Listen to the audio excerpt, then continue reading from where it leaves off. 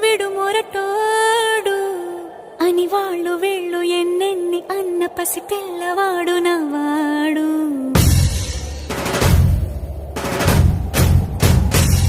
విడుముండోడు అని ఊరు వాడ అనుకున్న గాని మహారాజు నాకు నవ్వాడు.